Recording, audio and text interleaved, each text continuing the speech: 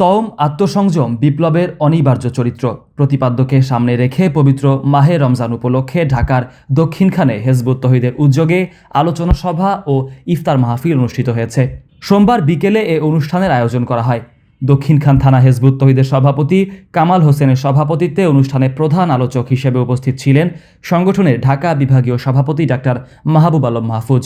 আমন্ত্রিত অতিথি হিসেবে উপস্থিত ছিলেন উত্তরা পূর্ব থানা স্বেচ্ছাসেবক দলের সদস্য সচিব রিপন ব্যাপারী এবং সাবেক কাউন্সিলর মোখলেসুর রহমান। প্রধান আলোচকের বক্তব্যে ডাক্তার মাহবুব আলম মাহফুজ বলেন, ইসলাম শান্তি ও সম্প্রীতির ধর্ম।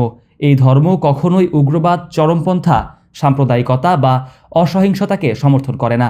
তিনি বলেন, বিভিন্ন সময় বিকৃত ব্যাখ্যার মাধ্যমে ধর্মবিশ্বাসী মানুষকে ধ্বংসাত্মক কর্মকাণ্ডে ব্যবহার করা হয়।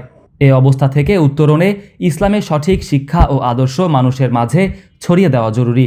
তিনি সওমের শিক্ষা ও তাৎপর্য তুলে ধরে বলেন, সওম মানুষের আত্মসংযম ও আত্মাশুদ্ধির শিক্ষা দেয়। একজন মুমিন ব্যক্তি রোজার মাধ্যমে নিজের প্রবৃত্তিকে নিয়ন্ত্রণ করে, আত্মিক শক্তি অর্জন করেন এবং আত্মত্যাগের মানসিকতা গড়ে তোলেন। সমাজে যদি সিয়ামের প্রকৃত শিক্ষা বাস্তবায়ন করা যায়, তবে ন্যায়, শৃঙ্খলা ও শান্তি প্রতিষ্ঠা সম্ভব। এ সময় আরও উপস্থিত ছিলেন হেজবুত তৌহিদের ঢাকা মহানগর উত্তরের সভাপতি শরীফুল ইসলাম, দক্ষিণখান ইউনিটের সভাপতি JM বুলবুল সহ সংগঠনের অন্যান্য নেতৃবৃন্দ। আলোচনা সভা শেষে মানবজাতির শান্তি ও কল্যাণ কামনা করে দোয়া ও মোনাজাত করা হয়। পরে মাগরিবের আজান হলে উপস্থিত সবার মাঝে ইফতার পরিবেশন করা হয়।